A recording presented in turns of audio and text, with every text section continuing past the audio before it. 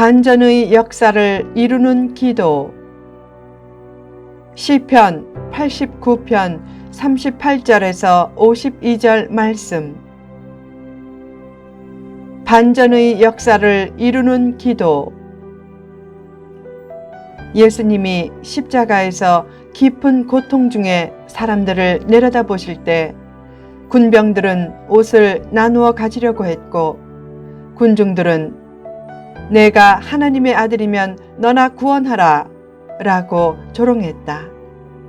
그들을 보며 예수님은 기도했다. 아버지, 저들을 용서하소서. 자기들이 무슨 일을 하는지 모르고 있습니다. 그 모습을 지켜보던 십자가에 달린 옆 강도가 깊은 감동 가운데 말했다. 예수님, 당신의 나라에 임하실 때 저를 기억하소서. 그때 예수님이 말씀했다. 내가 진실로 내게 이르노니 오늘 내가 나와 함께 낙원에 있으리라. 극적인 인생 반전의 역사다. 왜 그 강도가 십자가에 달리게 되었는가? 당시 최악의 본보기용 극형 도구인 십자가에 달린 것을 볼 때 단순히 돈을 빼앗는 강도는 아니었을 것이다. 아마 로마의 식민 통치에 항거하다가 강도의 누명을 썼을 수도 있다. 만약 그렇다면 그는 자유로운 세상을 꿈꾸다가 죽게 된 의식 있는 강도였을 것이다. 자신을 십자가에 못 박은 사람들에 대한 예수님의 용서의 기도를 강도가 듣고 그의 의식이 반응했다. 주체할 수 없는 감동 중에 그는 예수님이 메시아임을 확신했다. 그러나 죽기 직전에 구원해 달라는 것이 너무 염치 없는 이름을 알고 저를 구원하소서라고 큰 은혜를 구하지 않고 저를 기억하소서라고 겸손하게 작은 은혜를 구했다. 그런 겸손한 기도가 죽기 직전에 천국을 얻게 한 극적인 인생 반전의 역사를 일으킨 위대한 기도가 되었다. 흔히 큰 은혜를 구하라 라는 말을 많이 듣는다. 하나님은 큰 은혜를 주시기를 원하는 풍성한 하나님이기에 기본적으로 큰 은혜를 구하라 라는 말은 맞지만 그 말을 욕심을 가지고 큰 복을 구하라 라는 말로 오해하면 안 된다. 자기를 작게 볼 때 은혜가 크게 느껴지듯이 큰 은혜를 구하라 라는 말은 역설적으로 겸손한 마음으로 작은 은혜를 주셔도 최상으로 감사하라 라는 뜻을 내포하고 있다. 그런 의미에서 외형적인 큰 축복을 노리고 이것도 주세요, 저것도 주세요 라고 떼를 쓰며 기도하기보다는 어떤 은혜를 주셔도 감사하겠다는 마음으로 하나님, 저를 기억해 주세요 라고 기도하는 것이 더 하나님의 마음을 움직이고 더 극적인 인생 반전의 역사와 환경 변화의 역사를 이루게 할 때가 많다. 그처럼 반전의 역사를 이루는 기도가 되게 하려면 어떤 기도가 필요한가?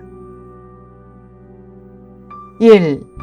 언약을 기억해 달라는 기도. 하나님은 다윗의 왕위가 영원히 견고하게 될 것을 약속하셨다.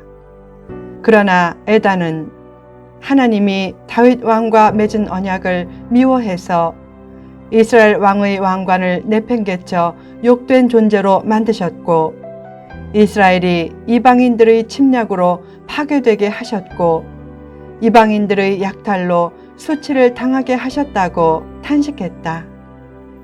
또한 하나님이 대적들은 승리하게 하시고 이스라엘 왕은 패배해서 수치를 당하게 하셨다고 탄식했다. 에단은 그런 상황을 언제까지 방치하시겠느냐고 반문했다.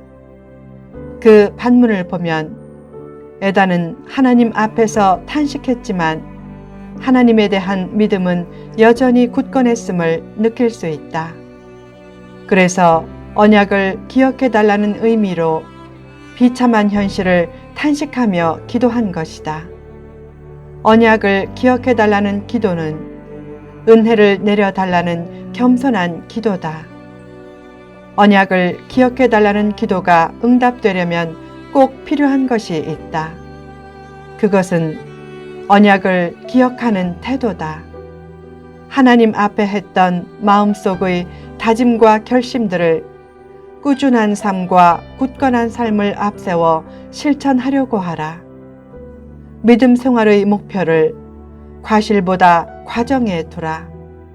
과정이 힘들어도 꾸준하고 굳건하게 말씀대로 실천하려고 하고 약속대로 시행하려고 하라. 어떻게 하겠습니다 라고 했을 때 가졌던 그 마음가짐이 흐릿해지지 않게 하라. 과정이 힘들면 하나님 도우소서 라고 눈물로 기도하라. 그 눈물이 응답과 희망의 씨앗이 될 것이다.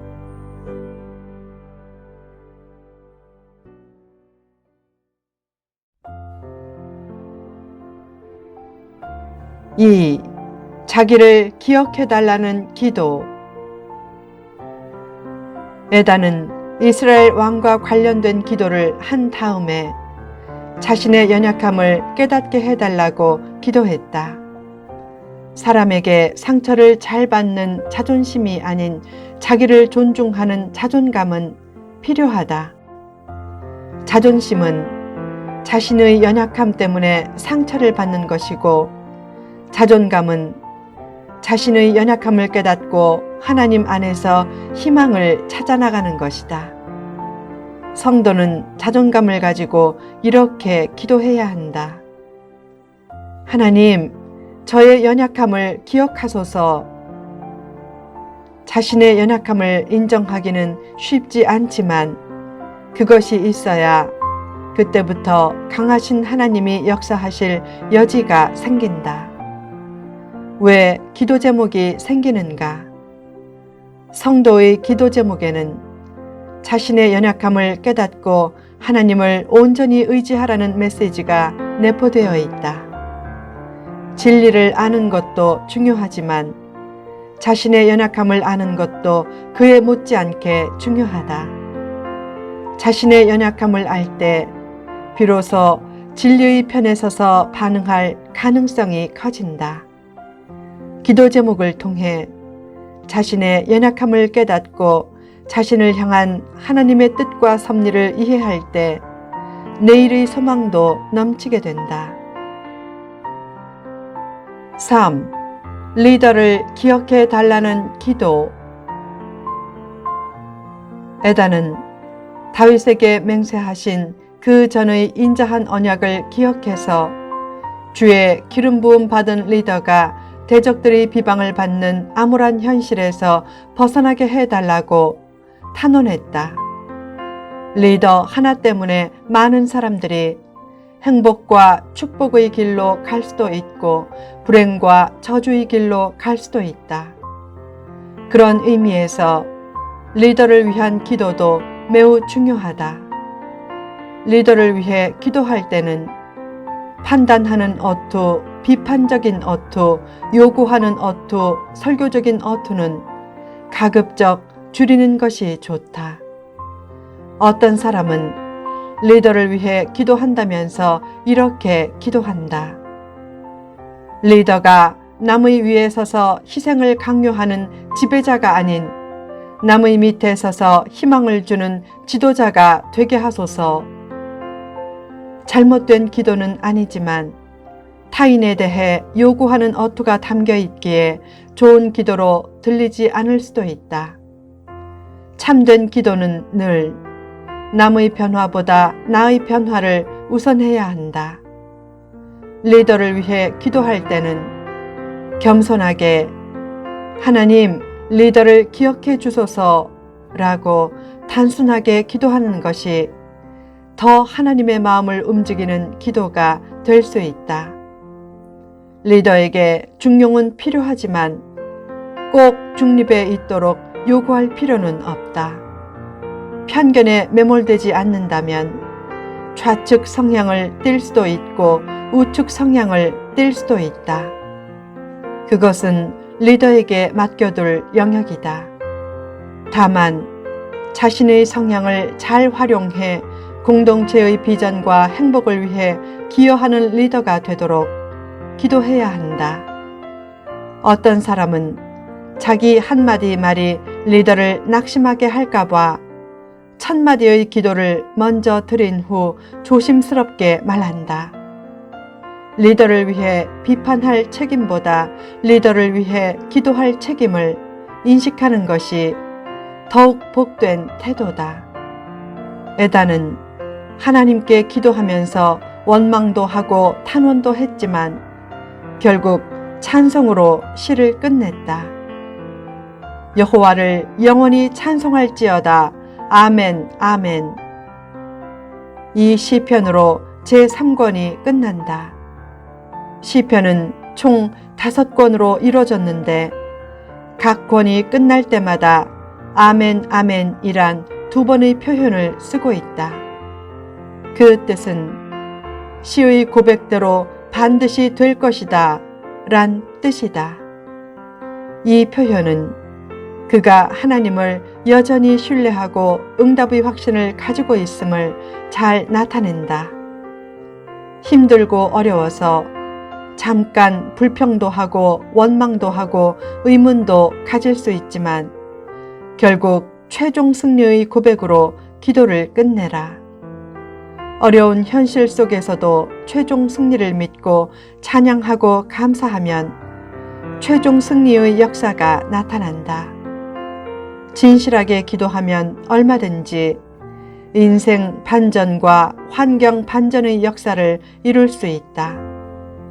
에단처럼 고난 중에 언약을 기억해달라고 기도하고 자기를 기억해달라고 기도하고 리더를 기억해달라고 기도하면서 놀라운 반전의 역사를 이루어 내라.